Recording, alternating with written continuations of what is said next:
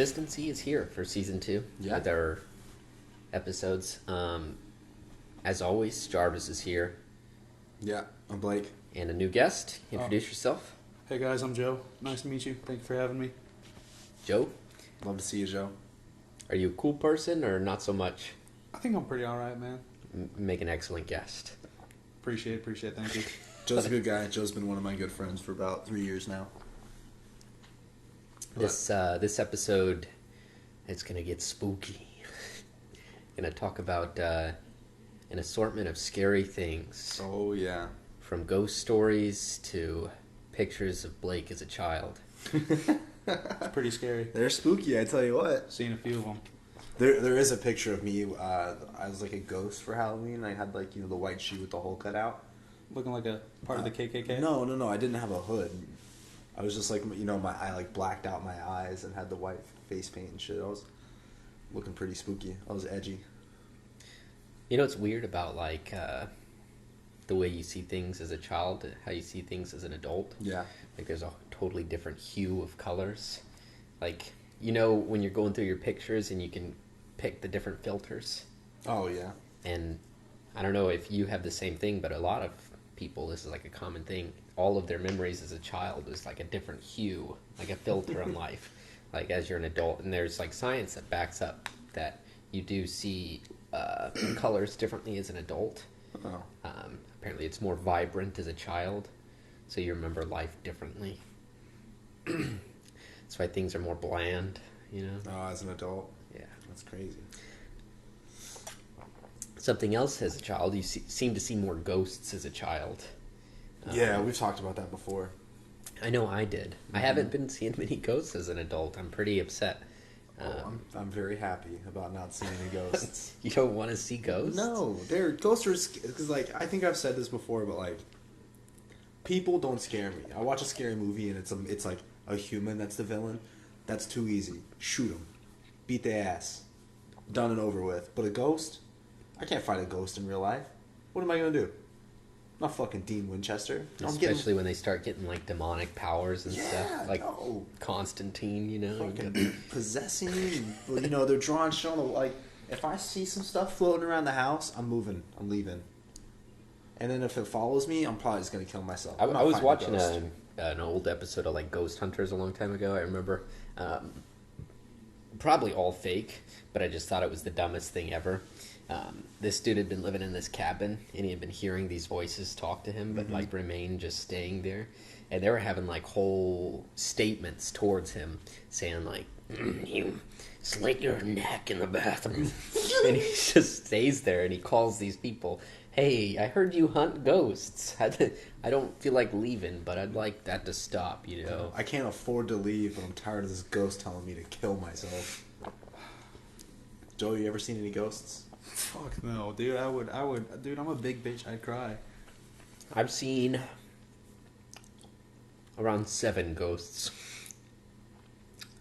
Around 7? Yeah. None are here, right? No, they're all here right now. No, I gotta this go, is where dog. he saw the 7 No, ghosts. like currently, I see 7 ghosts right now. Is one of them Betty White? Rip. The most recent ghost encounter. So, spookiest ghost encounter? When I was like 11 years old, I was sleeping, and I like opened my eyes, and it like transported to my living room floor, and I look up at the ceiling fan, and it was like hyper aware, as if it's like sleep paralysis, and I just see these 3 like ghastly figures circling the ceiling fan with these orange glowing eyes, and it like spooks me a little bit, but I'm like asleep, so I don't react. Right. It's like all mental, subconscious reaction, like, oh no, that's fucking scary. And then I ended up waking up, and I was like, why did I see that? It's like someone made me see that. Fast forward, become an adult, get a job, move out. Your wife saw the same thing. I'm like 11 years later, it's like 3 a.m, and I'm just gaming, and I look over, and my wife opens her eyes and just like looks up at the ceiling fan, and mind you, I'm not even thinking of this, and I never told my wife about this story either, but she's just like, make them go away. And I'm like, well, are you awake right now? Are you okay? You know, I'm a little spooked, but I'm just like, she's probably just dreaming. I'm like, make what go away? And then she just like closes her eyes and just like, as if she wasn't even awake. And so like I wake her up and she's just like, oh no. I'm like, are you okay? She's like, yeah, I was sleeping. I was like, all right. The morning after, she's like, I had like a horrible nightmare last night. And I was like, oh, yeah, you woke up, sort of. You were, like, looking at the ceiling fan. You said you saw something. She's like, yeah, there was, like, these 3 things, like, floating around the ceiling fan. And my fucking heart dropped. I'm like, what did they look like? She's like, and it explained the description exactly as I saw the 3 things when I was 11. And it's, like, same colors and shapes and sizes and eye color. And I'd never even told her about this. And I was like, oh, fuck. These things are following me. Fast forward, a couple hours, I'm gaming. It's 3 a.m. again. I just look over. Her eyes open up again. Looks at the ceiling fan. All right, time to move out. It's just creepy, there's no way she could have known. I never told her. It makes you think, like, what was that? The shadow people and the shadow creatures are pretty common. Well, these were like white figures. They looked like the classic ghost. Oh, I get you. I hear you. Like, woo! That's the sound effect of the shape it is. It's like in Beetlejuice where they put the sheets on. Mm-hmm. And, woo! Just like that. Yeah. I can't say I've really had any ghost experiences as an adult. I had one as a teenager that was with my family. And this one was weird because it was in the middle of the day. And it was like, my little sister was sitting on the couch and there was a picture above her that was of her. And it just turned and the glass shot out of the frame, but the picture stayed in the frame.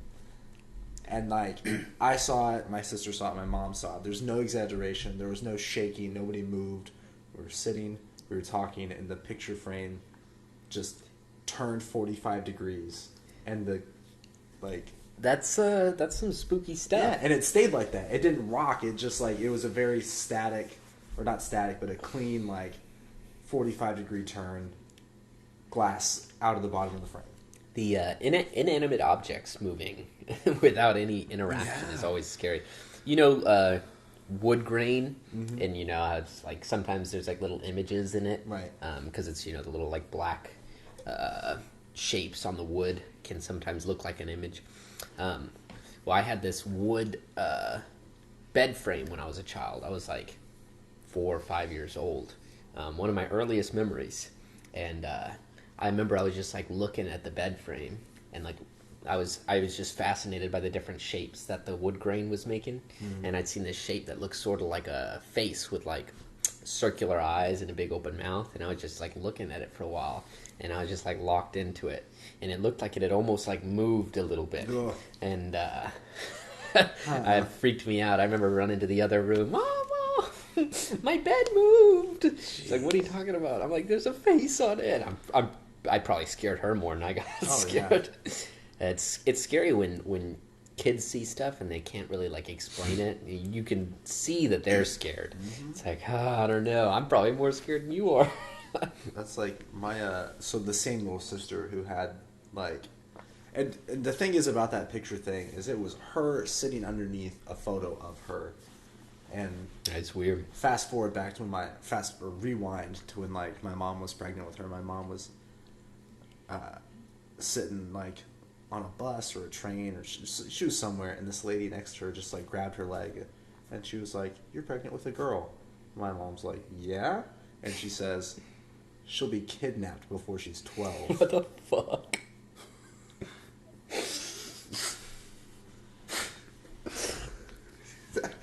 So we kept this real strong eye on her. She just turned 20 or 21 the other day. I see she stuck around. Yeah, she stuck around. My mom messaged me and she was like, "Hey, you forgot to tell her happy birthday." I'm like, "Bro, I got 5 sisters. It's hard to keep track." Seers are right 10% of the time. Yeah. But so that same sister when she was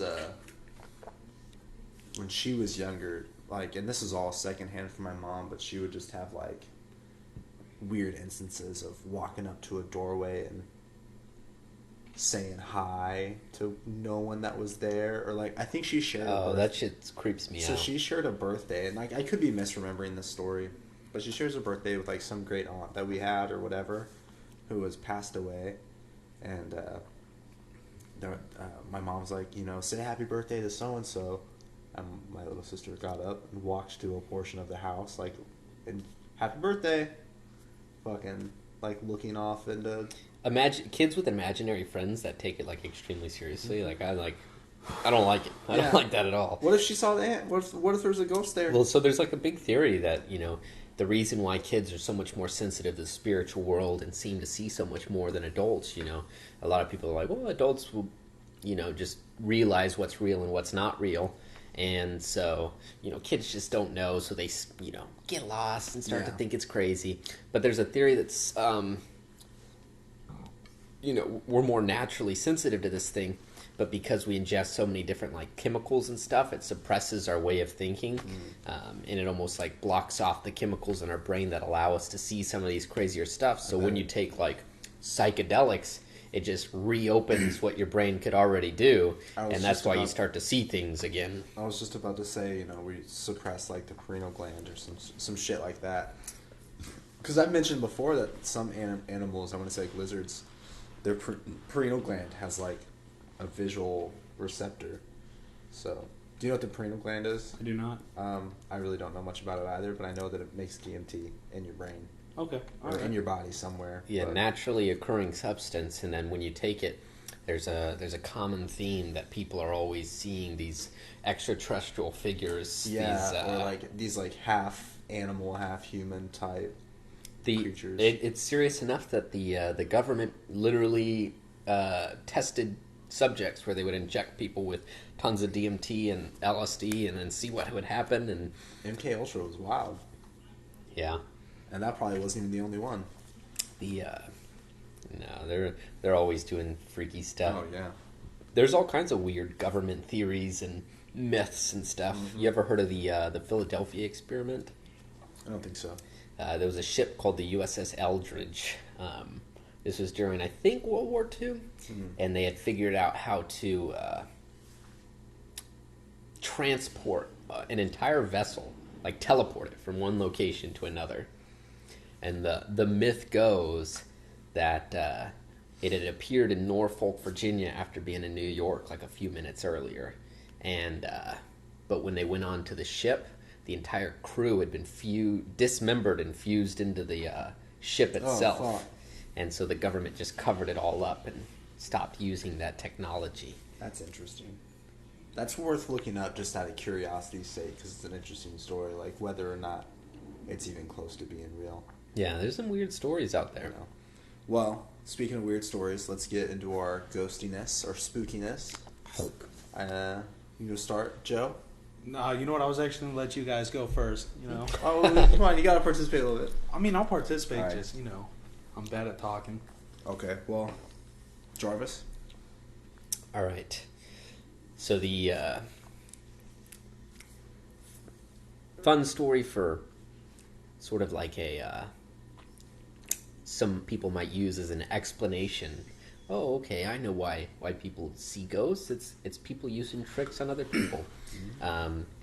In Vietnam, the Americans would pull psychological tricks on the enemy, and so they would hack the radios and then act as if they were the ghosts of their dead, fallen comrades. Mm-hmm. And so they would use translators who spoke Vietnamese on radios and hack the Vietnamese radios and act as if they're their friends, using call signs of people they know had died, and acting as if they're like calling from the grave to sort of spook the people.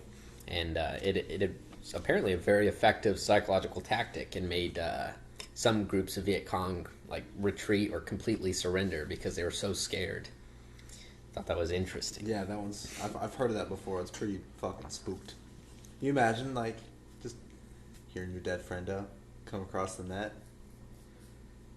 I can't imagine like before you even have all the media and stuff, you know, your idea and like of what could be and could not be. Like when you saw spooky stuff back then, before it was like mass produced on entertainment systems and stuff. Yeah. Like you had no reason to believe that it wasn't real. Mm-hmm. You had nothing to compare it to. That's good. That's some good psychological warfare. Pretty And smart it's thinking. inventive. I wonder if the guy who came up with it got like an award, you know, like I'd the hope Bronze so. Star He for probably got an fucking A. with the He got a Vietnamese's fucking- brains. He got an AAM. little gold star. Well, so we were talking about moving objects earlier. Like telekinesis? No, like ghosts moving stuff Like around. inanimate objects? Yeah, Yeah. So, what really rustles my jimmies is like toys. When toys are doing shit by themselves.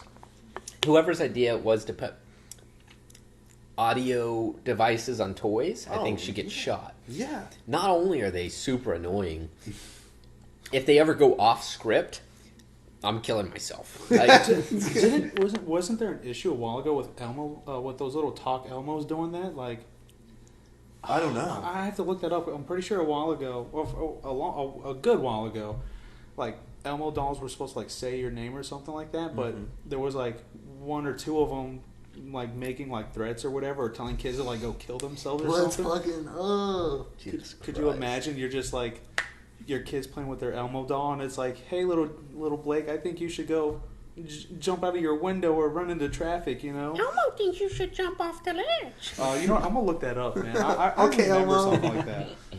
Elmo wants your parents' credit card information. Elmo just swallowed the scissors.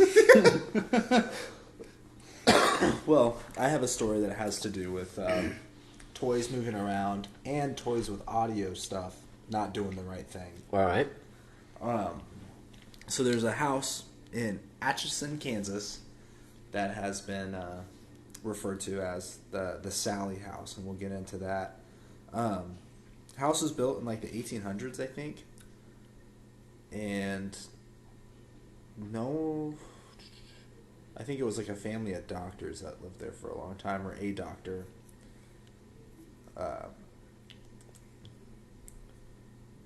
Hold on, I don't remember like the history of it too much, so I'm looking at it right now. But What was the name of that house?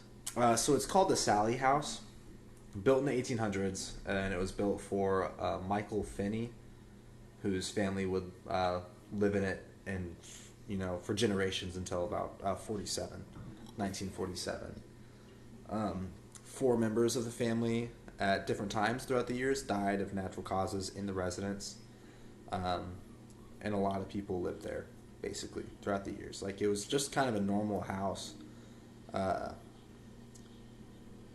as of around like the 90s, it started to get popular as being a classic haunted house. And that was when the Pickfords, I think is their name. I'm sorry, I'm like blanking so hard. The Pickmans. I've been drinking, guys. You have to excuse my memory. Has one beer.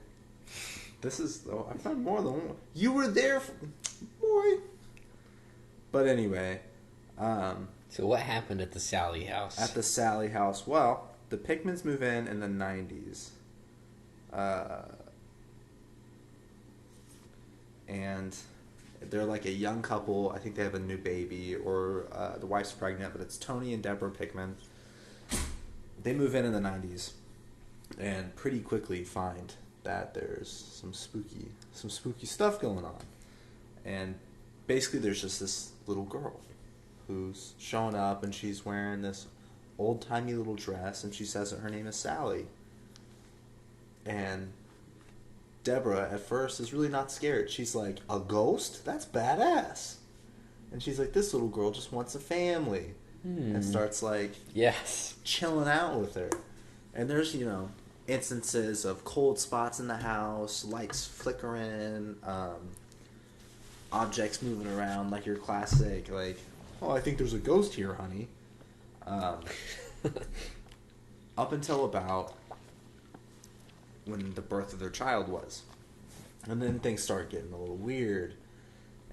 like Deborah coming home to find toys laid out in a circle, or toys moving themselves around, just even as they're watching them. Like there was a story where I think Tony, the husband, was there with his brother, and they were like taking photos and kind of joking. They were like, "Sally, if you're here, say cheese." And as soon as he took a picture, this like teddy bear just fucking turned around. Imagine if, because everybody's heard stories of different like spiritual or demonic encounters and stuff, or all these different times like inanimate objects move and stuff. Imagine if this was like taken seriously in a court of law, and like people are using ghost stories to get away with murder.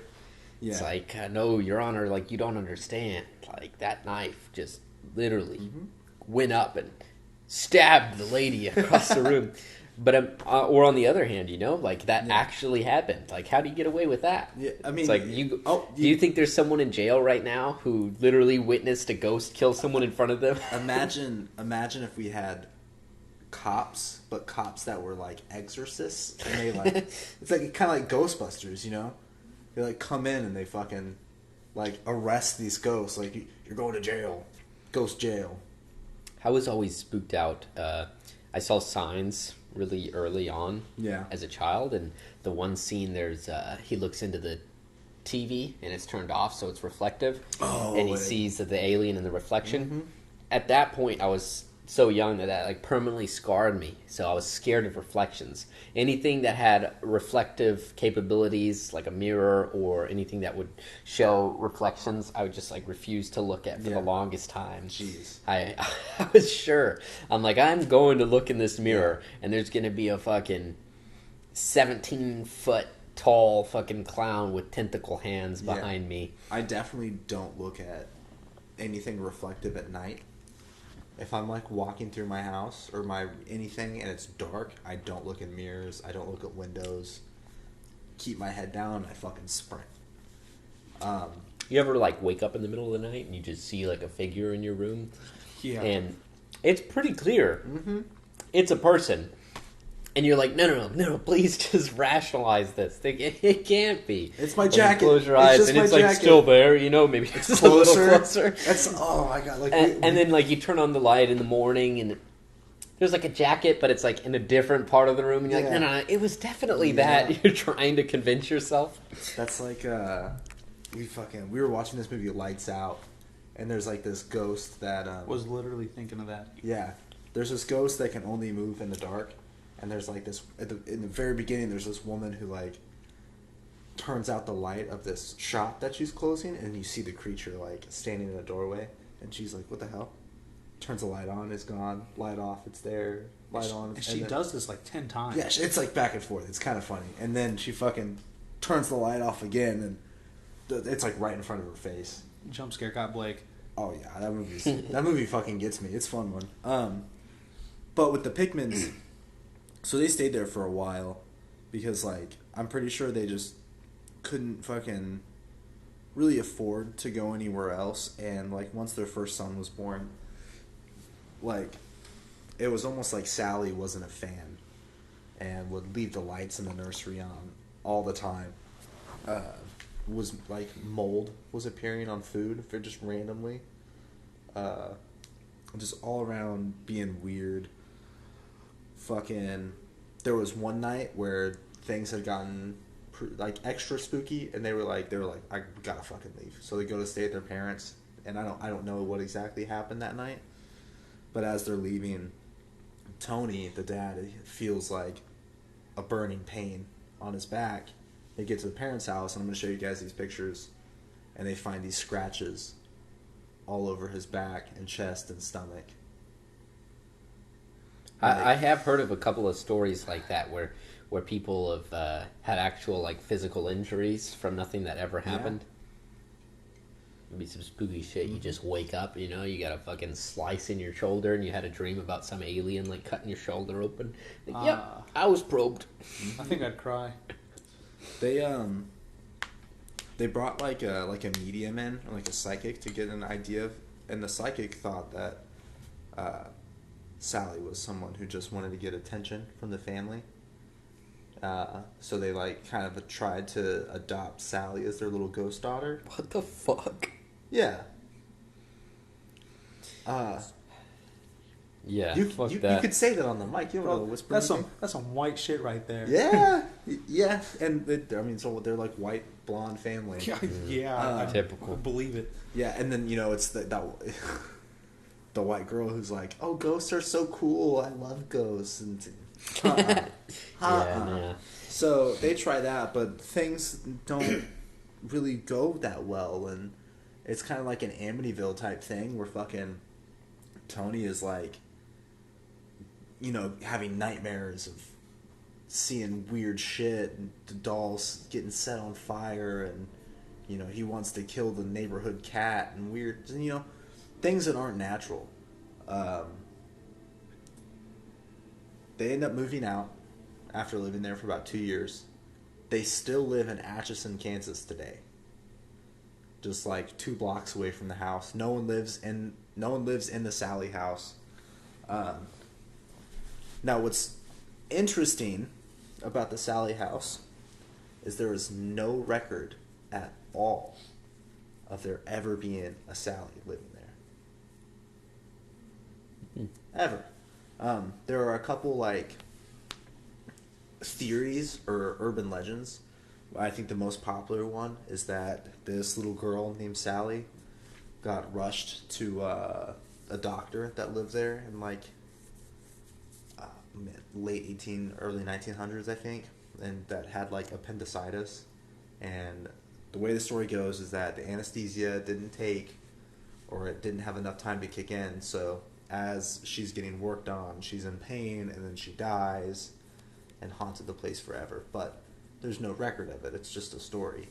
Although what was found in early 2000s, maybe like 2002, I think, was like a pentagram drawn on the basement floor, and they did like a luminol test, I think is what it's called, where they can find blood spatter.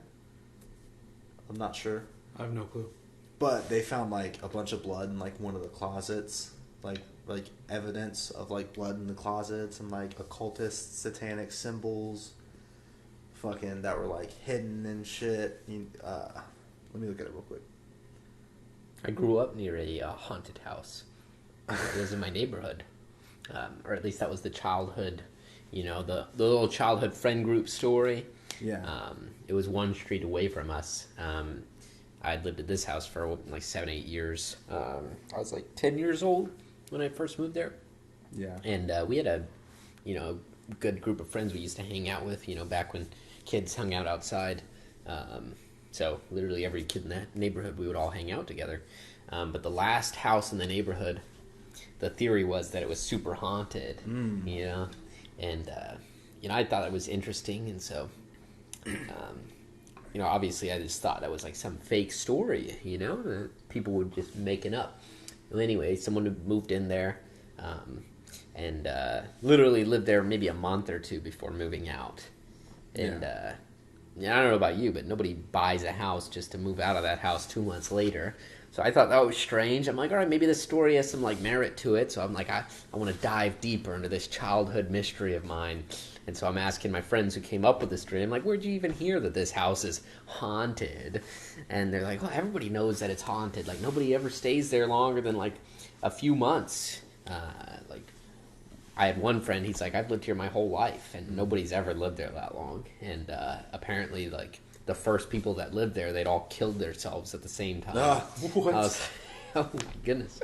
And sure enough, maybe 6 months later, someone moves back into that place, and they'd only lived there for like a month before they moved out. And I'm like, okay, maybe this house is haunted.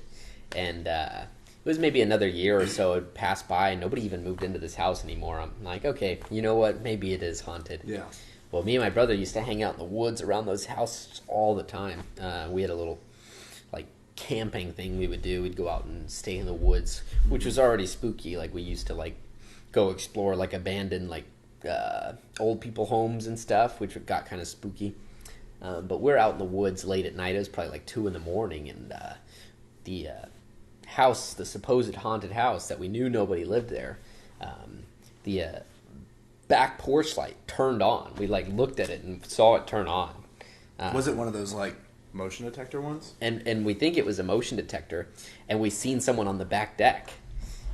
And then Of the house? of the house, Of the allegedly vacant home? and it looked like a girl wearing some like robes or something on the back of this deck. Well, no chance we were going to stay there and look at this thing. We turned around and took off as fast as we could. We weren't going to be one of those people who are like, let's go investigate. So the porch light, like, of this vacant house, 100% came on. Absolutely, yeah. The light was on. Like, it's completely dark outside, so you can tell when a light turns on. What the and fuck? then we seen somebody on the back deck, and so we just took off. Fucking Hussein bolted it out of there, and I went and explored safe distance the next day in broad daylight. Made sure I'm looking on the back porch. I'm like, there's nothing on the back porch. It's not like, you wake up in the night and you see your jacket and it's like, oh yeah, okay, it's just my jacket. Nothing to there wasn't confuse. there. So I thought that was pretty spooky. That's interesting. That's really interesting. If anybody wants to investigate, it's in a neighborhood complex called Winterlock and Forest in my Sanford, gosh. North Carolina. Wow. Sanford, North Carolina. The ghosts are close to home, baby. I tell you what, I gotta go. the Sally House in Atchison, you can stay overnight. It's $100. And then there's like self-guided tours. There's guided tours. There's People really hate themselves investigations. paying money to be in a haunted Who, house. yeah, who pays for that? Dude, it's like White people. When Thank Supernatural, you. when Supernatural, the TV show, first got like really big and started like building the fucking massive fandom that it has, I'm pretty sure there was like some contest through Supernatural where like you could stay at a couple of like the most haunted places in America. I'm like, why the fuck would you do that? Like, yeah, I like to watch scary stuff, but you think I want to go stay the night in some fucking haunted house? No. Whether it was seeing this lady on the back deck or seeing shadow people or ghosts in the ceiling, Yeah. I seen too many real scary stuff as a child. I was not about fake scary stuff because I'm like, nah, it's not even fake anymore. This is just real stuff. Like, I'm not even- trying to see more. Even the sexy ghost stuff, like Dan Aykroyd getting the ghost blowjob in Ghostbusters. No, not happening. Dude, I remember that scene, and I didn't know what it was. Yeah, I had no Until I idea was what was older. going on when I was a kid. I was like, is she making him comfy for bed? What's Dude, happening? no, dude, I didn't even realize that. I was like, okay, bro, she left the fucking bed. What are you doing with your face, man? Well, you see like his belt opening, and then he like, his eyes. I don't know if I roll. remember that part. I think I just remember his eyes rolling back. Yeah, no, she like hovers over him and then goes invisible, and then you see like his belt pop open. But that's like, it's like cut out of some versions, and other versions it's not. But that's like in the opening scene where the Ghostbusters theme song is playing, Yeah. and like it just so happened to line up where at that scene was where the lyric "Bustin' makes me feel good" is over, so they had to like cut the lyrics and just play music through that. So you remember in Afghanistan when we were in the towers, just constant guard shifts? Yeah. Lots of conversations. Oh, yeah. I'm not going to drop his name, but I was having a conversation with somebody who was sharing some stories about his wife and the scary things. She would have sleep paralysis, like maybe 4 or 5 times a week. Jesus. And it would always be these demons were like raping her, Oh, sleep paralysis wise. Like that's aggressive. would wake up with like marks on her and stuff. I thought this was the like scariest shit ever. I'm like, I don't know, like maybe I'm not the person you should be telling this to. Like this seems like Ghostbusters level. Maybe we should call somebody a little more credentialed for it. Jesus.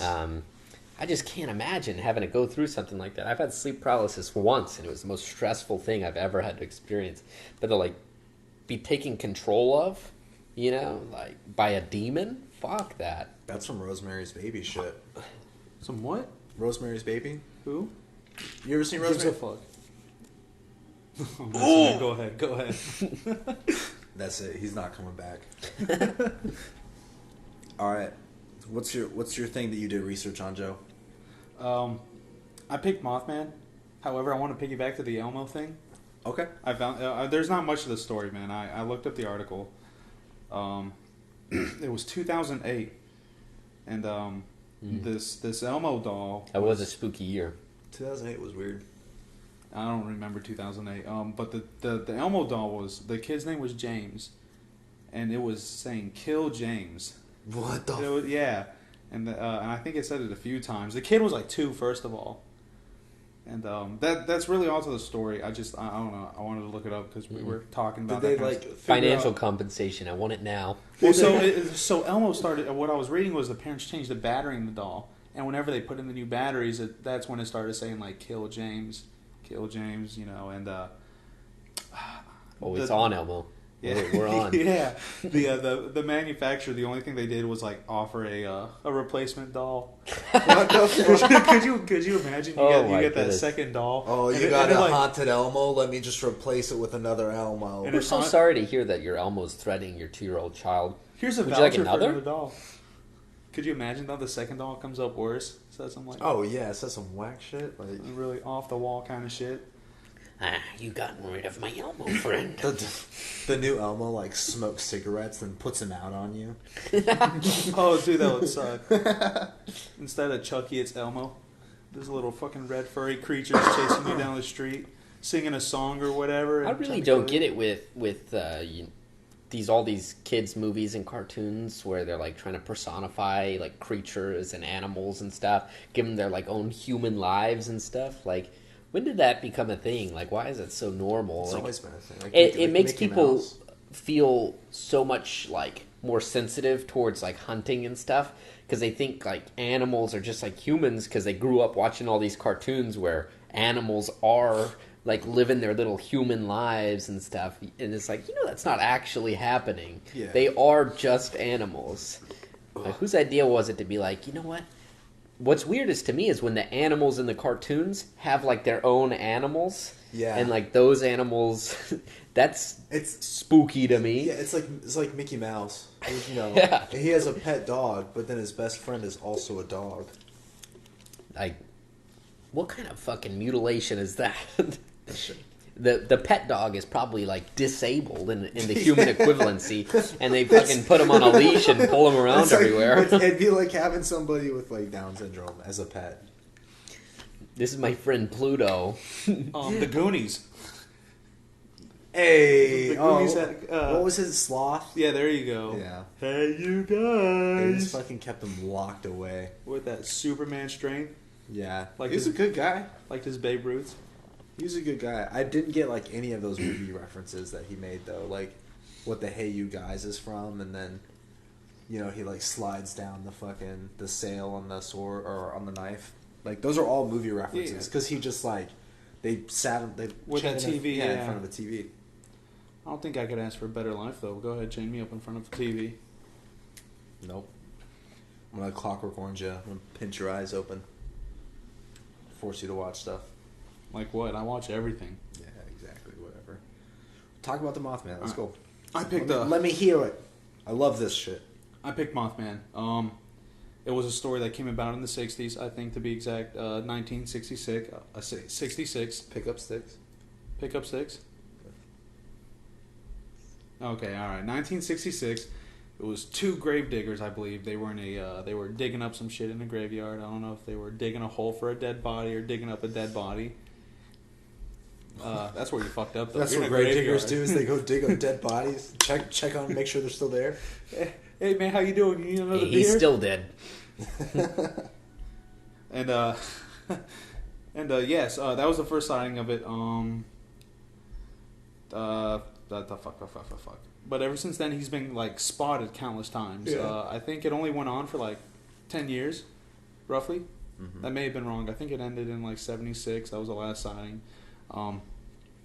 After the gravediggers, it was 2 couples. They were driving down some dark road, and they claim a creature that matched Mothman's description was chasing them.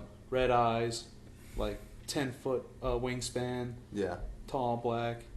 I don't think that was the way to word it. No, that's just like a tall, kind of Yeah. shadowy, giant wingspan. The red glowing eyes is the really big one. Yep, and I think, and what I was reading online is what ended it was, oh, first of all, that sighting was spotted near I can't remember Clendenin, West Virginia, which is near I think an old World War II munitions site that had a bunch of TNT in it. Yeah.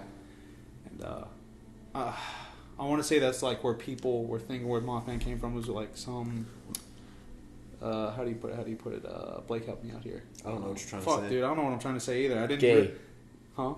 It's like a military operation. Kind of something. Had something to do with the TNT. I didn't really read it, man. I treated it like a high school test. You know, I kind of like skimmed through the book real quick. That's what I'm here for. So most of the sightings were like near Point Pleasant, though. Yeah. They?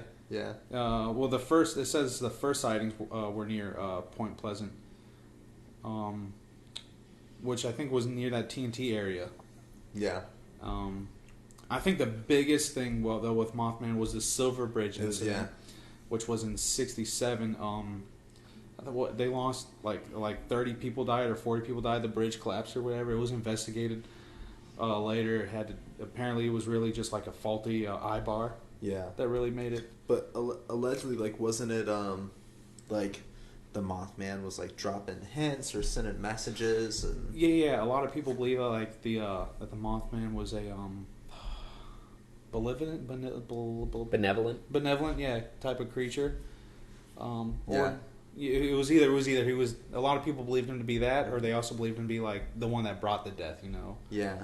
But because it wasn't just like him showing up too. Like there were some other spooky things happening that they attributed to the Mothman being there. Like it was like people losing time.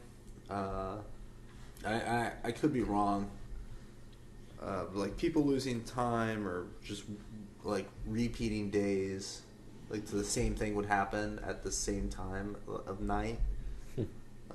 I wasn't able to find anything about that. It just went over the Silver Bridge incident. Okay. And that's like the big one. The two couples being chased down the road. Mm-hmm. They were in the car they were driving, and of course they weren't like riding horses or anything like that. I don't know why I mentioned that, but you know, it was just going over the two couples that claimed this creature was chasing them down the road that matched the description from the two grave diggers. And then the Silver Bridge incident, and it did mention Pleasant, West Virginia, or New Pleasant. Point Pleasant, there it is. Yeah. And talking about how it was near a TNT site. I tried finding the article again that talked about the TNT site, how people like believe it was really just something mutated or whatever, some kind of like little wildlife creature mutated. Yeah, there's a lot of theories to try and justify the Mothman. I think one of the ones that like kind of makes sense is that it was just like this type of vulture. That'd be cool. That has like, you know, that matches the description of the giant wingspan, dark body, reddish eyes. But that doesn't really account for some of the other stuff. I know somebody, his theory is that it was like a psyop. It's like a CIA psyop Really? for... I don't remember exactly what his reasoning for it was, but I remember when I was drunk at a party and he sold it to me, I was buying it. But no, the Mothman's a super interesting one. It's crazy to me, like, people don't realize the scale of how many, like, incidents happen every year, how big these national forests are and stuff. Mm-hmm. Like, people think that we've got a pretty good grasp on literally everything that exists in nature, right. As if, like, people are always out there and have seen everything in the woods. But, like, even in the United States, like, annually, look up the how many people go missing in national parks each year in the United States. It's something absurd. The map of the missing people. Let's see, what's the number at? Grand Canyon is like 290. I think that's total. Let me see per year. You know, look up all national parks if you can. But I tried. I got horrible. I was looking at the graphs of the missing people compared to the caves, the known cave systems in the United States, and it was almost a symmetrical map of how many people are going missing and how many caves are in the area. I can't find a good number like that, but it's something like it's a lot. Close to 1,000 people annually are going missing in national parks. Like, disappeared. No trace of them. Nothing. And it's just so happens that more people are going missing where there happens to be more caves, you know, and it could be just, hey, caves are pretty dark and spooky, people are getting lost. Or there could be creatures living in these woods, eating people, you're grabbing just like people up and eating them cave up. diving into the descent.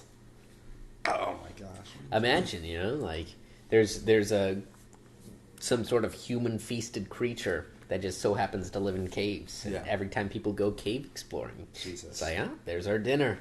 And their tactic is they prey on humans' natural curiosity to explore things. So they go in the most deep, dark holes they can find, knowing that nothing's going to come down there, but they know humans will because they're so curious. That's what the abominable snowman at the top of like Everest is. You know? Yeah, he's like, this is literally uninhabitable, but people, humans, are going to come up here because they can't. Mount Everest is spooky. You know, they can't retrieve the bodies off of Mount Everest, so as you climb up Mount Everest, bodies are used as Like markers. markers, yeah. And because if you die on Mount Everest, odds are you're going to stay there forever. They Yep. can't retrieve your body, and so people use your body as a marker. Like, okay, red boots, we're going to stop at red boots. Yep. Yellow coat is, you know, half a click away from, you know, the top of Mount Everest. Oh man, there's this dude that I just read about not too long ago who was like cave diving, and he got stuck upside down in this like super narrow cave. He lived for 28 hours before all the blood went to his head, and then he fucking died. But they tried to like rescue him, and they had this pulley system to pull him out, and like one of the pulleys just broke out of the fucking stone, and he like. If you die in those caves, like he's stuck there forever. They filled that shit in with concrete. Like you die cave diving. That's your final resting place. I get it, you know, like you want to explore stuff people haven't seen before. But some of these like cave explorers, like fitting through like, oh yeah, I have to go through 17 holes, and each of them it's going to be like an hour to get through because I can't physically squeeze through it. Yeah. And they're like, I have just enough time to get to the end and make it back before I'm out of oxygen. I've got enough batteries for one flashlight. Like, Yeah, no. what's wrong with you? I don't understand that. Like I'm not claustrophobic, but in that situation, I would be. I've seen some fucking sketch videos of people squeezing through dark holes in caves underwater. It's bad when it's underwater. It's like, Oh yeah, yeah. Fuck no. And just drown. Well, I mean, maybe it doesn't need to be explored, man. Just send a camera down there, a little drone camera. little drone camera, little drone submarine. Why you gotta go there? Why you gotta risk your life for it? These people get off on it. Mm-hmm. I don't know. So I think with Mothman, I think part of the reason why he's so popular in like the zeitgeist, you know, it's because he's not just some giant creature. It's not like Bigfoot, because there's not like a lot of things saying that Bigfoot's like intelligent. Really, he's just like a big primate essentially. But with Mothman, like he's a giant creature, but there's like some sort of like spiritual or otherworldly aspects to him. Because I think there are instances of him like communicating, or at least people hearing voices, or, you know, him or her or it, the Mothman. He's They. a boy. No, he's Mothman. He's a man.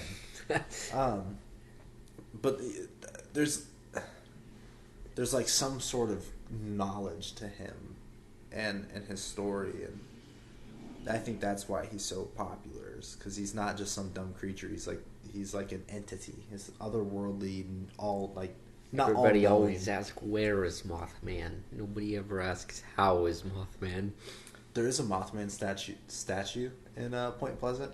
Like when I was driving across the country, I saw the turnoff for Point Pleasant. I had to go. Big Mothman fan. See, that's how Blake ends up on a fucking carton of milk. It was like a 2-hour detour. It was okay. You took a 2-hour detour to take a picture with a statue? No, I went to the museum too. They had a Mothman museum. It was a cute little town. I should have fucked around in the town for a little bit longer. Oh, That you would would've have been for cool. sure ended up on a carton I of might milk. do that again. It was a quiet, cute little town. Those are the towns that get you, bro. The quiet, cute ones. But Yeah, where you go into the first building to get gas, and you know, this person's really got some unique characteristics. You know, it's like, okay, yeah, he's got, you know, one ear or something. It's like, Oh, okay. he's inbred. It's fine. And then you go to the grocery store to pick up some snacks, and it's the same guy. It's like he's working there too, but he acts like he's never seen you. And then you go to the museum. He's also the museum curator. It's like, wait a minute, something's not right about this place. And he's like locking the door behind you while you're still inside. And he's like, no, this is just what happens here in this little town. And then the lights turn off, and yeah, now you're a myth. And your buddies are gonna go looking for you. I will say, unfortunately, the Mothman Museum is pretty sad. It's like one room, and it really all it is some newspapers. So like from like the 60s and 70s when excuse me. Oh, you're good. It was a little weak. You gotta apologize. It's just like newspapers from when the sightings happened. And then the rest of the museum is all props from the Richard Gere movie, The Mothman Prophecies. I need to watch that movie. And that was it. And then their souvenirs were dog shit. I at least wanted to get a nice souvenir, and like nothing was worth it. So what did you get? I didn't get anything. What did they have? I mean, just like T-shirts, keychains. I think they had like some mugs or You something. could have got like a T-shirt. like the classic stuff. None of them really look nice. I could make a better Mothman shirt. You could make a good Mothman. Thanks, bro. That means a lot. You're over here talking shit about this little ass city, this little ass town, and their said it was Mothman and their nice. Mothman museum, but they're holding on to that. That's the only thing that keeps them relevant. I don't know. It was a cute. It's just like a small little town. I was real nervous because you have to drive over a bridge to get there, and I was like, I know how this story goes. There's some sketchy bridges. Well, that's the thing with Mothman is that like he was predicting or like putting out this message that a bridge was going to collapse and X amount of people were going to die, and that's the Silver Bridge incident.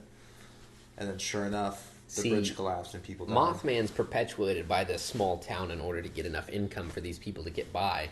So there's actually just the mayor of this town is a serial killer, and he's the Mothman, and he creates the story to sort of get some tourist income. That's like a really dark Scooby-Doo episode. Yeah. Mothman's actually the mayor of, what town is this? He's Point Pleasant. Point Pleasant. He's got like a little cave that's like the Bat Cave. He goes down like a pole and puts on like his little moth suit or whatever. He's paying all the bridge engineers to purposely make these bridges that collapse underneath people. That's the Mothman, just like sabotaging bridges. Yeah, see? Old Man Carithers. Oh man, the Scooby-Doo's a good one. Yeah, I just watched the live action one again the other night. The first one. The first one's so good. Yeah, it holds up. At least I think so. That was a Scary Island one, right? Yeah, Spooky Island. Yeah, there you go, Spooky Island. So it was supposed to be rated for like PG-13 to be a little more adult, and you can really tell where they kept some of that in and then cut out the other stuff. Like in the very beginning, you see Shaggy and Scooby in a mystery machine. There's like smoke coming out of it, and Shaggy's like, "Man, that's some primo stuff." You did that really well, yeah. man. But like you're thinking that it's weed, and they're just like cooking inside. They also had to CGI out Velma's cleavage because she had some mad cleavage, and they were like, no, this is for kids. So they see that part of the budget went to making it. Pixar would be ashamed. Look like she didn't have boobs, or had less boobs. Imagine paying for something like that. Yeah.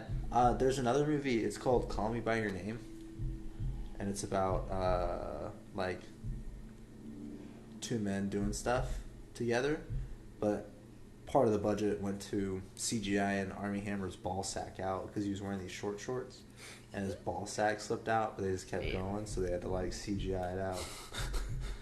Happens to the best of us. Fuck. Yeah. That ever happened to you? My ball sack slipping out? Yeah. Yeah. The Shit. I get drunk enough, I'm pulling it out. when I was in the army, I would never button up my pants, and I would also happen to walk around commando as well. And I remember one time I was in the chow hall, and I remember the story. yes, I had opened up the cooler area to get a drink, bent down, and I felt a little cold down there. And sure enough, everything was hanging out of my pants. That's Quickly tuck it back in, look around, like, not too many people are looking this way. I think that's the scariest thing that we've talked about People seeing your balls. at all tonight. Yeah, just like accidentally having your dick pop out. Could you? Yeah, I wouldn't have that problem, you know. It's like if people are gonna see my dick, it's because I'm showing it to them, not because of an accident. That's embarrassing.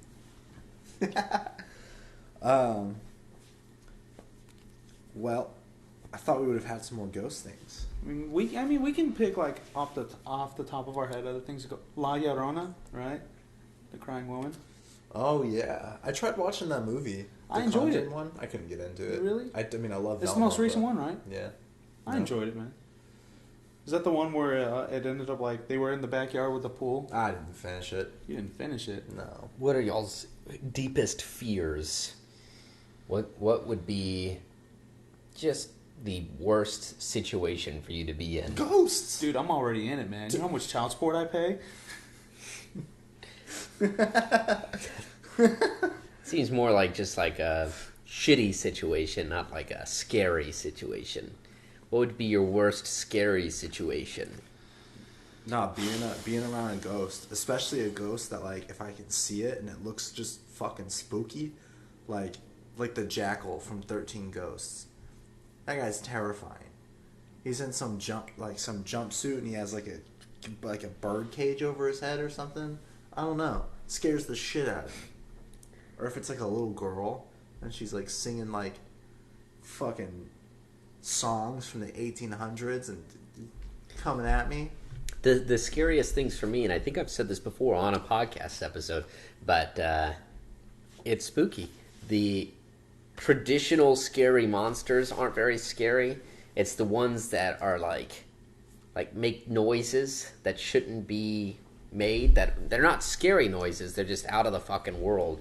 Like you've got, and it's like human, but so slightly different that you know it's not human, right? Like the proportions are off. It's like no, that's not a human. Like Uncanny Valley. Right, exactly. And you know it's just like it's like no, that's fucking creepy. The growling, it's like okay, whatever. You're traditionally scary. I have a chance. But if you're untraditionally scary, you're making like weird like ding dong noises and stuff. Bing bong. Or you just pull out a bunch of biscuits and you're like, you're gonna eat these, boy. It's like, okay, no, I can't do anything Sounds to like this. a Julian Smith I'm not ghost. prepared for this. But, you know, the traditionally scary stuff, you've seen so much movies and stuff, it's like, okay, I'm Yeah. prepared. I know how I can fight against this. So the scariest thing for me is something that's just out of this fucking world. Yeah, just not what you expect. Something that always got me was like The Grudge and the noise that she would make. Yeah, like Bro, I remember when that movie came out, and my parents were like, no, you don't want to watch this. You don't watch this. It'll scare the shit out of you. I was like, get the fuck out of here. No, legit, man. It scared the shit out of me when I was younger. It took me so long to get to a point to where I could watch that movie because it's just like just the concept of it scared me. Yeah, you know what? That was actually the first movie that ever scared me. Yeah. Yeah, man. I thought I was ready for scary shit. It's the way, and like part of it's the way that she moves. Like She does that crawling, right? Yeah. And the way her head turns. when ghosts do like that contortionist shit. Yeah, it's a humanoid figure making irregular movements or irregular noises, things that you know humans can't do. Yeah. It's like, all right, nope. They're like crawling at you, but they're like upside down, but still crawling and like twisting and shit. Fuck no. Get that. Probably gonna end up like getting like rock salt shotguns, just for ghosts, just in case. How are you gonna defend yourself? That's the question right there. Yeah, There's- you can't defend there's yourself no against defense. ghosts. Joe's over here like putting a finger gun to his head. That's his defense against ghosts. Like, see ya.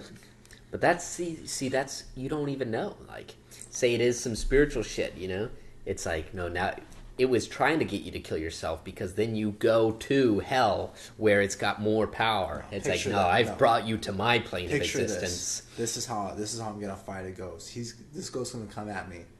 I'm gonna off myself, turn into a ghost, and now I'm gonna beat that ghost's ass. The ghost obviously wants something, right? Like it's has some sort of motivation that makes it get up in the morning. It's always like that unfinished business thing, you right. know? This Casper. ghost has wants, right? Which means it also has things it doesn't want. If it's led to do something, that means it wants to stay away from something else. You have to find Imagine that just something else. Doing something to make a ghost uncomfortable, like your house things start moving around, so you just like drop your drawers and start jerking off to like make the No, ghost nervous. stop. Come on, man, what are you doing? Like, you know? You're gonna watch me make this pancake dick sandwich. And you're fucking and the FBI's outside your house taking the mic off. Like, what the fuck, bro? Like, you know, maybe the ghost doesn't like double jointed people, so you just start like folding your fingers around themselves, and they're like, "Ugh, gross, gross." I'm gonna write a book. It's gonna be about exploiting your ghosts, right? You find your ghost's biggest fear and you exploit that fear. You use it against them. See, you can't hurt your ghost in a physical way, but you can in a mental way. You know, if you're stuck around me, following me, you know, like it's not like these ghosts are in two places at once. It chose out of all places to follow you around. Yeah. It's like, all right, obviously you have to be here. You know, this is your 9 to 5. You just don't want to get fired. All right, I'm gonna make it hell for you. That's their ghost job. Yeah, It's like you're become assigned a ghost. certain person to haunt.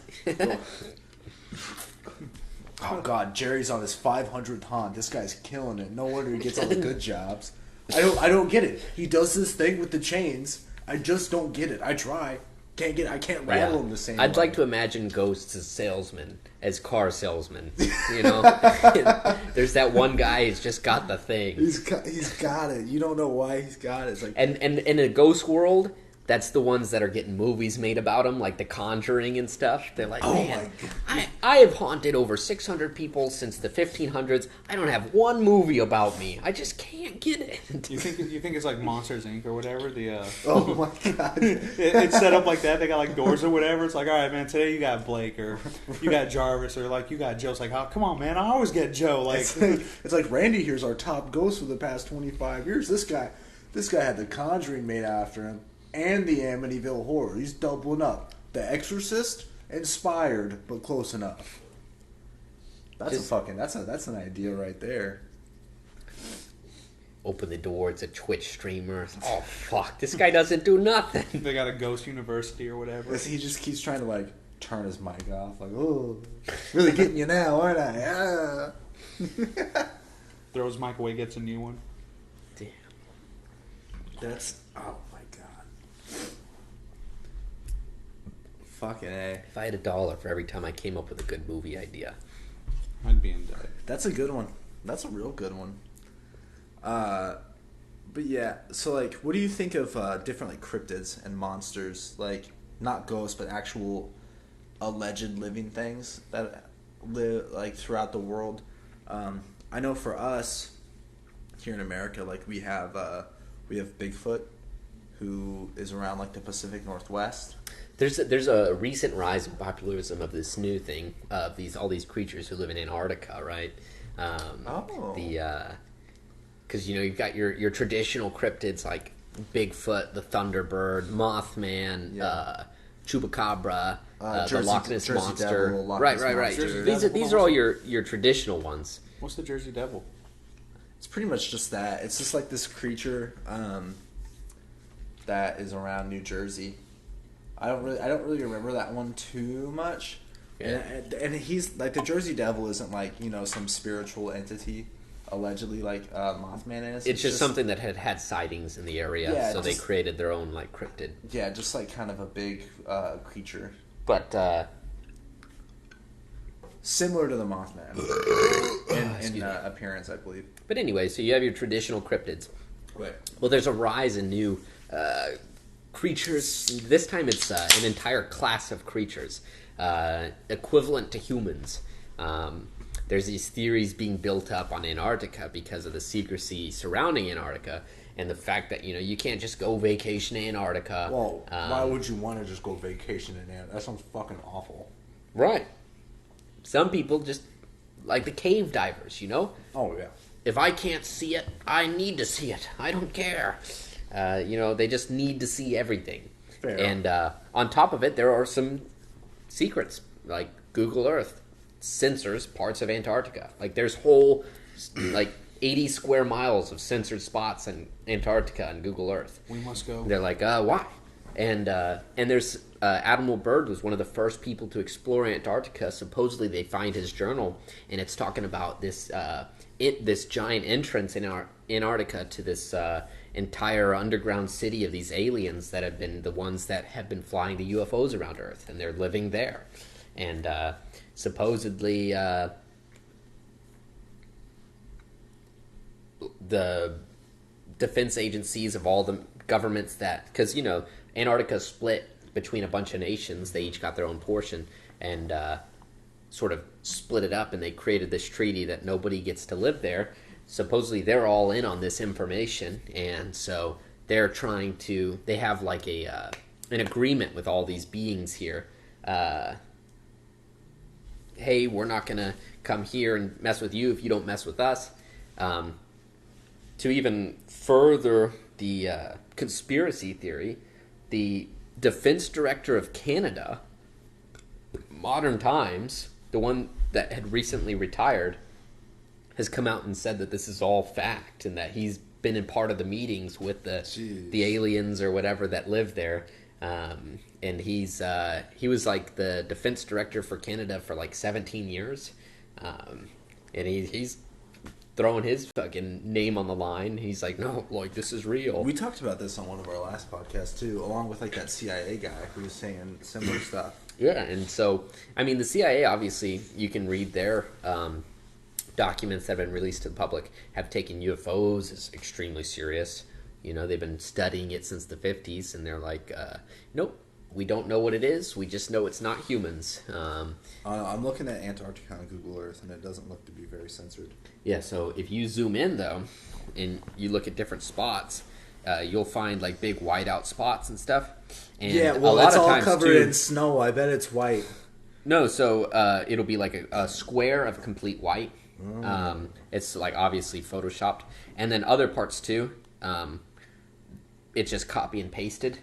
Like that right there looks unnatural as fuck. Yeah, and you can zoom in on Google Earth and there's like detail there, right?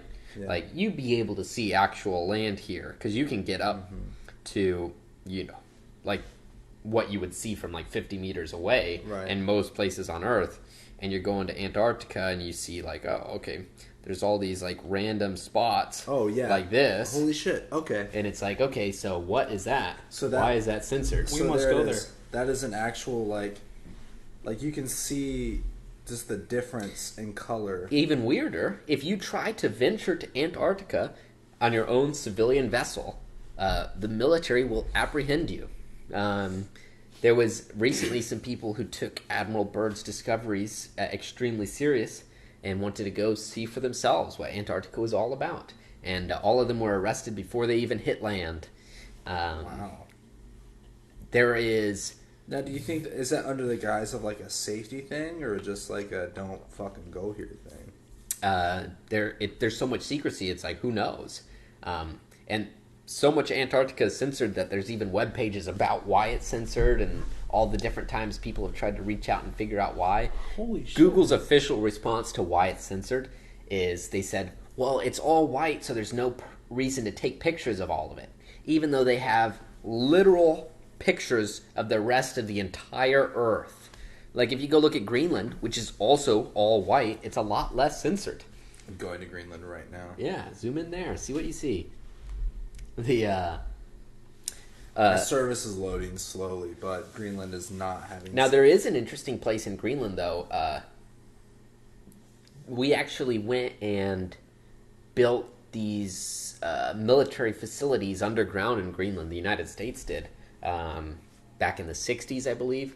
I forget the name of the operation, It was completely shrouded in secrecy, but we sent like over 1,000 troops there and built like these huge underground corridors. And supposedly, once it finally got declassified, they're like, "Oh no, we were just there for in case of defense purposes." But nobody really found out too much about it. Yeah. But the amount of like equipment that was there was like 1,000 people there. They were creating these underground structures that were like the size of 5-story buildings. Jeez. Yeah, Antarctica's pretty shrouded in secrecy. There's not a lot you can find out about it. You can find like social media for like 1 or 2 people who are living at the substations in Antarctica, and they're the most scripted things you've ever seen. They're like, so this is why the Earth is a sphere, and this is how many planets are in our solar system, and this is the water cycle. It's like teaching you stuff that a 6th grader would learn in public education. It's some like, of those oh, are okay. interesting, where it's like, this is how fucking cold it gets here, Yes. and like the different ways of how they live. So I don't know if we talked about it here, but have you heard the theory about how the Earth is bigger than we think it is, and there are Oh yes. other continents that aren't mapped and we're not aware of, and we can't travel to, and there's other societies there. Yep.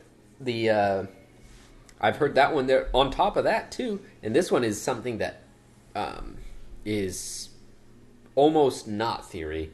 Is that there is another planet in our solar system larger than Earth called Planet X, and the NASA's known about it for a long time. That it is over twice the size of Earth, and it's been in our solar system, and they've sort of known about it for a long time. They're like, we just don't really have too much information about it, but we have a lot of evidence that supports the fact that there is another planet in our solar system, and it's bigger than Earth. It's like, oh, interesting. It's just weird theories like this. Even weirder, too, is like a lot of the stuff that it's like Earth, you can't find a picture of all of Earth that NASA has that's not been completely fabricated. They're all photoshopped or edited. Like, you can't find a whole picture of Earth, of the entire outside of Earth. That's not a fake picture. They're like, well, this is just a representation of the image that was taken by this spacecraft or whatever. The same thing is with like a lot of images that like NASA releases of other planets. They're like, well, this is just like a digital representation of the image we took. It's like, oh, why don't you release the image? It's they're like, well, we just wanted to dramatize it. So like pictures of Mars, like in the fine print of NASA's website, they're like, all of this is photoshopped. We just want to make it look like a little more intense and stuff. What the So we fuck? changed the image itself. Science is entertaining. It really is. I get what. I mean, people say. NASA gets a lot of money. They get about $68 million a day Yeah. from tax money. That's a lot of money to be influenced to make up some fake shit so everybody's happy. They're working on privatizing low orbit space travel. Yeah. And to save money to do like deep space exploration, but Space shit is sketch as fuck. Like, if you look at any of like the they're decommissioning the ISS Really? later in the decade. Yeah, like 2030, I think 2030 something. Dang. It's gonna crash into Nemo's Point. Well, not crash, but like a controlled like adios. that'd be pretty cool to watch if it wasn't in Nemo's Point. Yeah, you know what that is? Yeah, the most isolated place on Earth. It's a point in like the Pacific that's the furthest away from land as anywhere else on Earth. It's funny because Nemo's Point is closer to the ISS than it is to any civilized place on Earth. Yeah.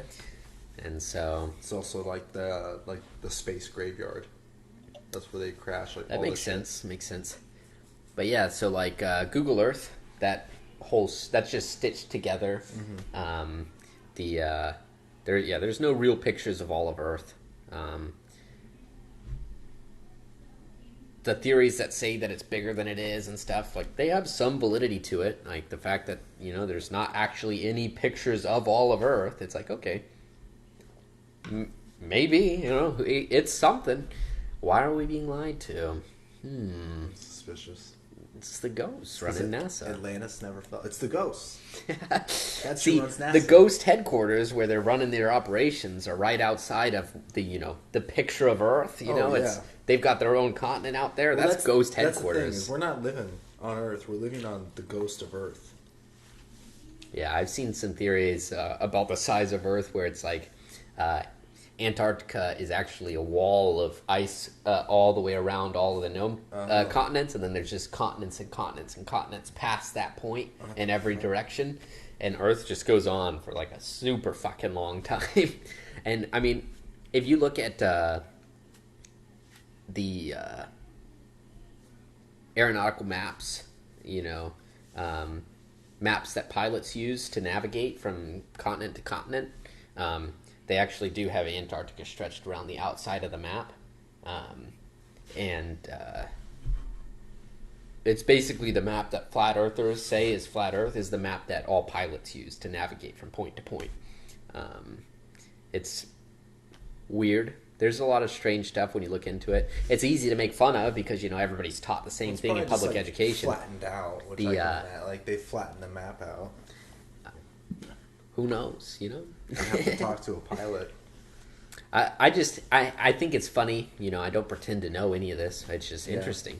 But people who are just so offended by the idea that something could be different than what they were taught in 6th grade, it's like, how dare you dumb retard, saying that Earth is like this, or there's this many planets, or space is like this. Like, they're like, you're just stupid. Yeah, it's like people who get mad. Why are you so offended by it? People that get mad when they get told that Pluto isn't a planet anymore. I'm one of those people. Pluto's not a planet, dude. Oh, you're a Jerry. Listen, I'm a Jerry. You're a Jerry. Yeah. If Pluto's not a planet, then how come my penis is still a penis? You're saying it's too small to be a planet? That's still a penis, and it's tiny. I was gonna make that joke earlier about Earth. Earth lied about its size, just like every other guy. It's 6 inches, I swear. Man. It's the size of an iPhone. Yeah, it's the size of an iPhone 4. Yeah, I'm no flat earther, and most of the people who are pretty fucking retarded. Yeah. But some of them have some pretty compelling arguments, and they're really interesting to look into.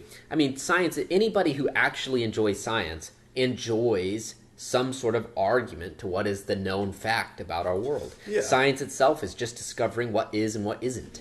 And if everybody just goes along with the same thing forever, it's not very, science-y of them. That's You're supposed to challenge what is known. That's the difference between like a scientific fact and a scientific theory. Mm-hmm. It's like pushing the bounds of theories, absolutely, but fact is fact. But that's the thing is, a lot of things that we think are facts are actually just theories. Yeah. They're just so publicized that people think it's fact. So, like, a lot of the known things are actually theories. The theory of relativity is what we base gravity on. That's a theory, right? And so Gravity is it's a even theory. more confusing because when you get into the quantum realm, there's no quantum theory of relativity. So at the quantum level, gravity doesn't work. And so they're like, well, that doesn't make sense to us. So Basically, like everything with mass has gravity. Per the theory, it's just like the bigger right. you are, the But more in the gravity. quantum level, so technically there's still mass there, but they don't follow the laws of relativity.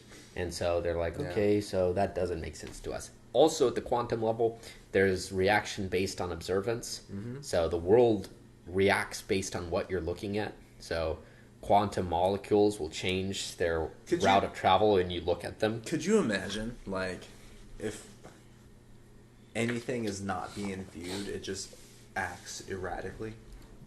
It's crazy, and then when you do view it, it becomes pattern based. And they've literally visualized this using the slit experiment, one of the craziest experiments of modern time that literally nobody knows about. But yeah, it just proves that we know very little. We know a lot more than we did, but there's still a lot to learn. I feel like we know more about ghosts. Honestly, yeah. There's more. Which is where this started. Now we're talking about theory of relativity and quantum mechanics. But on top of observable changes, it is interesting. Like when you're talking about ghosts, when you look at oh, it was caught on camera, or like, people use cameras. It's like, okay, I picked this up on camera, but you can't see it with the visual eye. It's just interesting because you look at like how cameras work. I would think that like ghosts themselves would be more visible with the naked eye and invisible with the camera, because a camera is just picking up light waves that are reflected, and then the now it's digital, so you have like a little digital film that gathers those light waves after they're reflected off an object, and then they represent it to you. But I wanted to get it into is the interesting. cryptids. We kind of got away from that. Yes, cryptids. Joe, who's your favorite? What's your favorite like cryptid? Like your favorite monster, folklore? Don't have one. Really? Do not have one. Not even one of these things kind of interesting. Nope.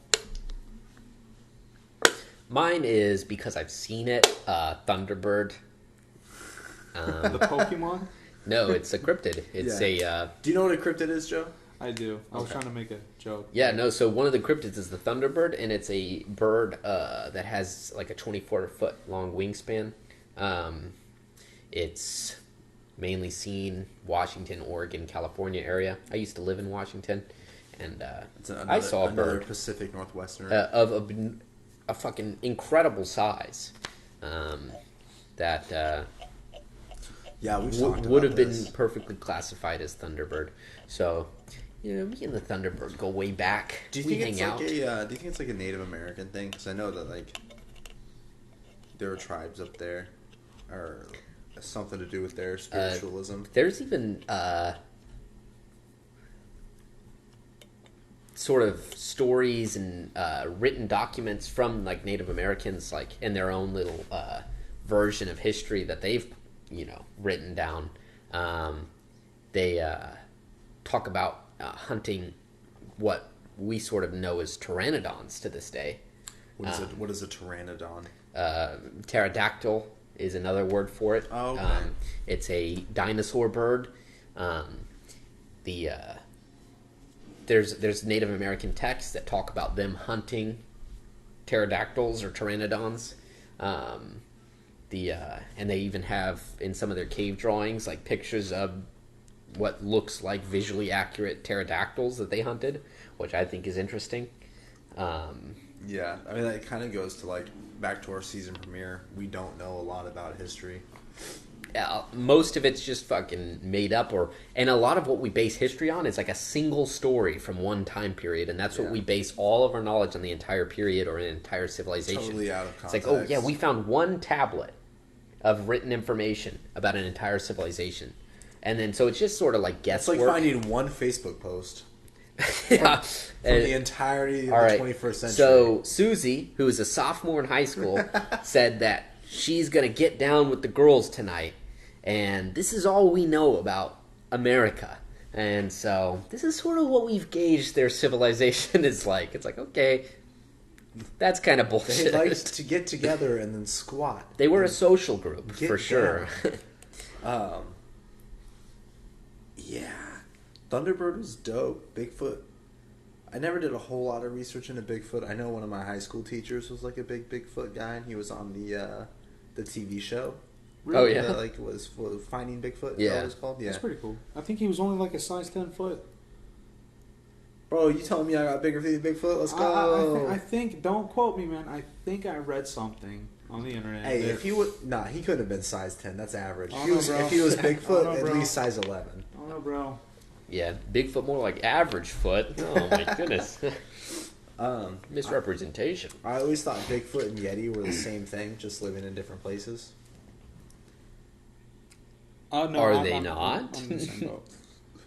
What? Bigfoot and Yeti? I'm pretty sure Yeti's just white Bigfoot, right? Yeah, white Bigfoot. It's like bears and polar bears. Yeah.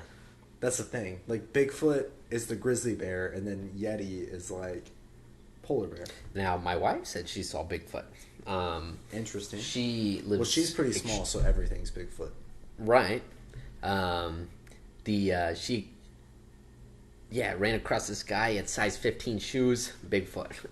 Mac Bailey. No, she was So she lives in an extremely rural area. That's where she grew up in, out in the middle of nowhere.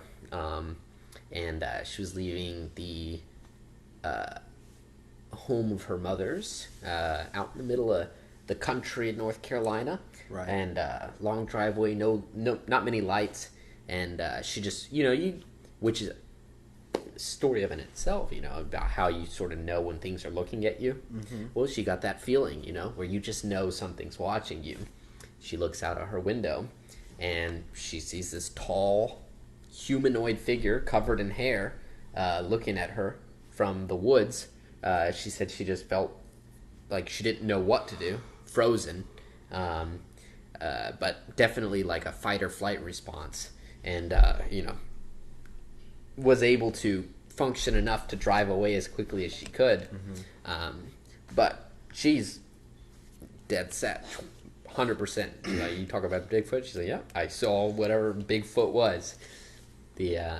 So my only argument against that, because maybe she did see a giant creature, but that just doesn't match where we suspect Bigfoot to be, which is mostly in the north, predominantly I think the Pacific Northwest, along with Canada, and then some of the Midwest, but the mid northwestern, so whatever those fucking bordering states are, Montana, Michigan, shit like that. Yeah. Either way, though, when you really think about it, though, these large expanses of woods in any part of the world, they're really not explored much. Any of them. There could be some crazy shit there. The amount of people that go and explore every part of the woods, it's never really an often occurrence because it's dangerous, So it's always on the trails. Because Bigfoot's out there. The United States, compared to some countries, doesn't even have that many woodsy areas. If you think about the Amazon rainforest or some of the jungles in China, imagine what type of cryptids are over in those areas. Mm-hmm. I'd be interested to look into Chinese cryptids, see what they've got going on over there. But there's some crazy stuff. The only, I think the only foreign cryptid I'm super familiar with, obviously the chupacabra. And then the Loch Ness monster. Yeah, which we have our own version of that, Champ. Oh yeah, one Champ. of the Great Lakes. Yes, I remember reading about Champ. Same creature, just over here in the United States. Mm-hmm. Which is weird because the Great Lakes are freshwater, right? Yes.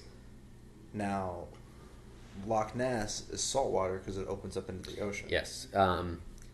The Great Lakes, however, are fucking huge. A lot of people don't understand the scale of the Great Lakes. Gosh. One of the deadliest shipwrecks in history happened in the Great Lakes.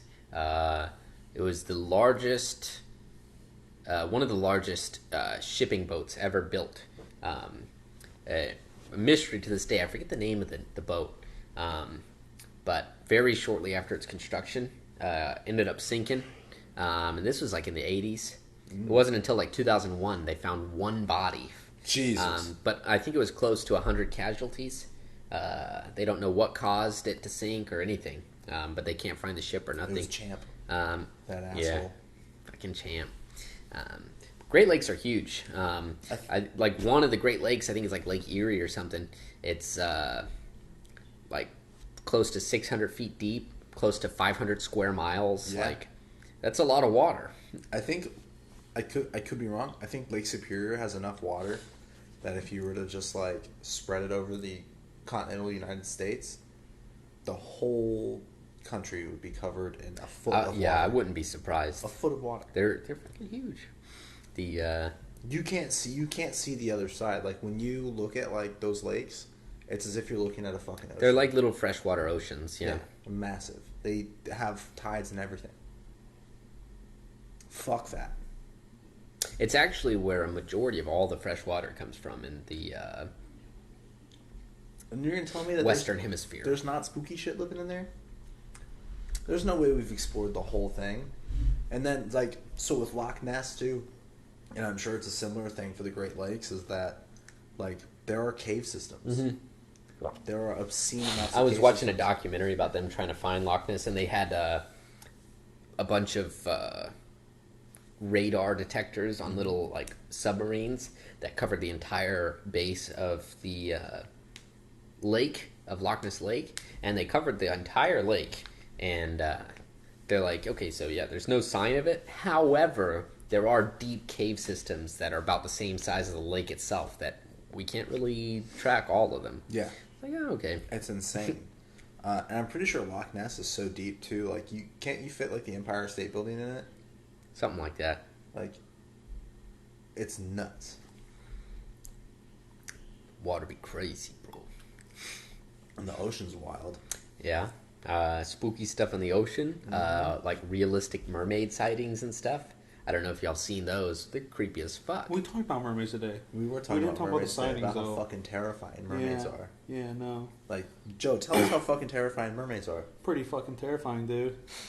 Pretty fucking terrifying. They're supposed to like lure you in. They lure like people that see in with like a love song or whatever, and they like kill you or some shit like that.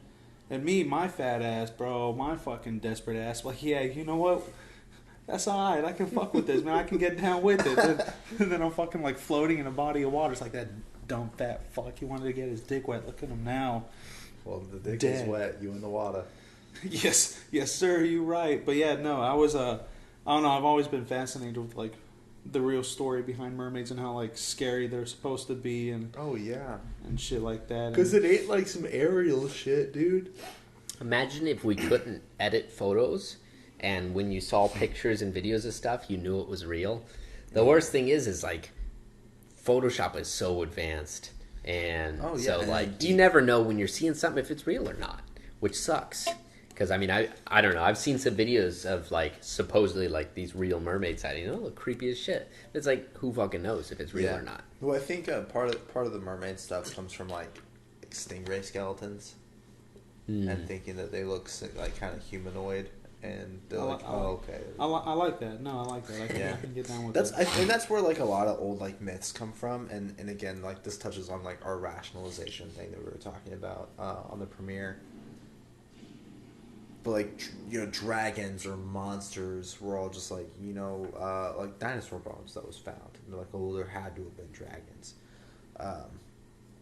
And it kind of goes the same way with fucking, like, old sea monsters, you know? You have giant squids. And giant squids are terrifyingly large. Yeah. You know, you catch a fucking tentacle on some old-timey boat slopping up there, yeah, there's a fucking kraken coming after me. Like, you know, people are gonna flip shit, especially when it's the 1800 or like, you know, 1700s, and you know you're very God fearing. I don't know. I think that life would have been so cool at that point. You know, Yeah, without any as a white influence guy. in your life. Absolutely, yeah. Oh, so Is fuck there any you, other right? way? I'm fucked, huh? No, talk about the successful people of that time, the Spanish Inquisitions and stuff. Some of the richest people on Earth. The amount of fucking gold that they fucking gathered up. The Spaniards? Yes, they're European. If it ain't white, it Yeah, ain't they were right. European. That's That a doesn't thing. mean they were white. Yeah, they were. Pretty sure the Spaniards were white, and then they came, and then it's like, all right, hold up, because there are white Spaniards. All right, I guess we're the Don't best. take this from me. Hold on. Don't take this from me, okay? I'm holding on to this, man. Oh, it's like recently they're like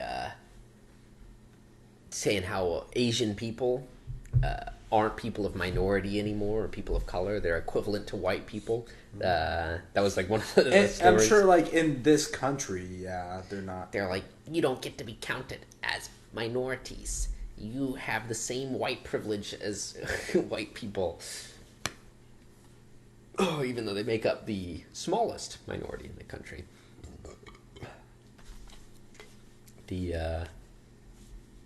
But I don't know. Living in that time period, things would be crazy. Because you don't have any, like, records. You can't just look up Google. You know, everything you see is new. You don't need cryptids. A fucking rhinoceros? That's a cryptid. Like, what the fuck is this big beast with a giant horn on its head? That's your unicorn right there. That's a that's a unicorn, a fat one. His wife left him, took the kids, made a resort to drinking. Can't find any answers. You can't what, Blake? Say that a little louder. What? Listen, if they want to come at me on Twitter, let them. This just in: Spanish people are still Spanish and not white. Sorry to burst your bubble, Blake. I thought the conquistadors were white. The conquistadors? The cock conquistadors? in this door. No, I thought the conquistadors were white. Who knows? We weren't there. I weren't there. He wasn't there. I wasn't Hot there. take: Chris Columbus, black. Yeah. Filipino. What were we saying? I was just talking about how crazy it was. Like, people in the 1500s, everything they see is a cryptid, you know? Like, your buddy saw a rhinoceros, and he's like, no, I've seen the craziest cryptid. I saw this beast with giant horns on its face. Or somebody who's seen, like... a zebra? Just like a zebra. Like a zebra, like yeah. a horse, but it's like, yo, it's a horse, but it's black and white. Oh, think about a hippopotamus. How would you explain a hippopotamus to someone I who saw had this bear, right? But its mouth was 6 times larger, and it had no hair on it, and it could breathe underwater. its head was shaped. A fucking crocodile or an alligator? Oh my god. No, water dragons. Water dragons. I did on on hippos because Monkeys for the first time? What are they? hairy ass people. Throwing shit at you? It's probably where AIDS started. No, the CIA gave AIDS to the black people in the 50s to kill black people, and then they're like, no, it's made up. AIDS came from the monkeys. Wow. I've heard. I've actually Racist much? Oh come on! The monkeys. Oh my goodness. I've heard both. Literal primates. Blake, you know my Yeah. daughter's like a 16th black man. Come on, dude. Oh, get out of here!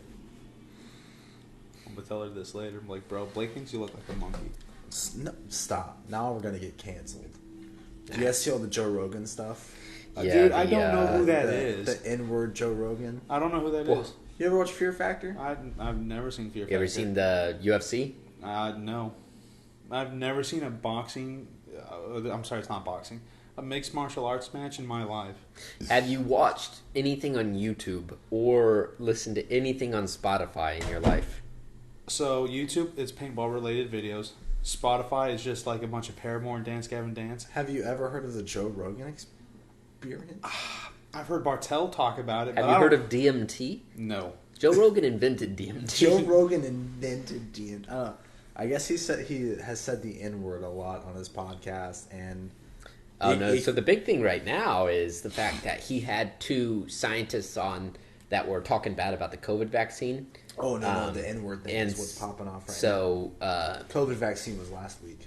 Oh, okay. So he says the N-word. You're so left. N-word will actually lose you a lot of money. PewDiePie, the biggest YouTuber on YouTube. Good old Felix. He said the N-word, and it doesn't mean the same for him because he's Swedish, and not a lot of people know this, but not all cultures have the same meaning behind different derogatory terms. So he doesn't really care about it as much. So he said it, and he lost probably about $13 million worth of sponsorships in a year. Oh, but he's still One PewDiePie. word. Yeah, he came back. Yeah, Yeah. those Swedes. No, so I guess Joe Rogan has been saying the N-word for like years or some shit. I didn't really look into it. I just read headlines about him because he's like, I don't care. And he has 6 slaves. But we're for sure getting canceled. he's also I said can't get canceled. he told this story about how he was going to see like Planet of the Apes, but his taxi driver like dropped him off and his friend in like a black neighborhood, and he said, "Oh yeah, it's just like we're in our own Planet of the Apes." And then he also said that the best possible genetic human makeup is taking a black person's body and putting a white person's brain in that body, which is also the plot of Get Out. Interesting. Yeah, it is. It's a good movie. That's what Joe Rogan's living it. The what is it? Jordan Peele, is he the writer? Or he directed it? Yeah, he wrote and directed. The good mind on that one. Oh yeah, I never expected the switch to horror from him. Right? Like, So good though. you know, because Key and Peele I watched a lot in high school, and then all of a sudden it was like, here's Get Out from Jordan Peele. Like, Get Out really pulled me in. I liked it. Mm-hmm. The Did I watch that with you? no. Oh, okay. No, I didn't even know you yet. The That wasn't part of our Halloween marathons. No. I watched Get Out back in 2017. Okay, I didn't know if we had included that in our 30 Days of Halloween. We should have. We didn't. I thought we though. did because I'm pretty sure that's where I saw that movie. So what's this 30 days of Halloween I'm hearing about? Oh, it was October in Afghanistan, and we had nothing else to do. So every night we watched a different horror movie. Yeah, you got lucky, Blake. You got lucky. Yeah, You could have came down. Flights are cheap, yeah, you could have came out there. Never. especially if you're hanging on the wheel well of the aircraft. Too soon? Nah, No. never too soon. You should have seen me dropping those Betty White memes the Oh, weekend dude, of. the day of, he said, "Bro, I'm trying to join Betty." The day before, I was the one putting poison in her meal. That's why she died. Yeah, natural causes my ass. Jarvis is out there like, this bitch has been around for too long. That poison's natural. It grew from plants in my backyard. You know, it's by that argument, everything is natural because Yeah. everything's come from the earth. Yeah, except for meteorites. Dude, imagine getting thrown on a planet and there's nothing on there but dirt and bullshit, and you just make a computer somehow. That's what we did. I know it's what we did. It's like playing Ark. And The just like punching honestly, trees until yeah, you make a computer. until you got a machine gun. Uber driver, I'm outside your apartment building. Chesley Crest, I'm on my way down. The cool story about meteorites, unnatural things. They found a one. I think it was an Egyptian emperor. His knife was made out of metal that's not of the earth. Oh, that's sick. And they found out it was forged from a meteorite, which is pretty cool. Are there any Egyptian cryptids? It stumped scientists for a long time, and then they found out that his knife was made from a meteorite. Yeah. That's pretty badass, though. Excellent blacksmith. The Egyptians? whoever made it. I was watching a modern blacksmith attempt to make a blade from a meteorite, and the metals don't fuse together really well at high temperatures. It's interesting the types of technology we've lost to time.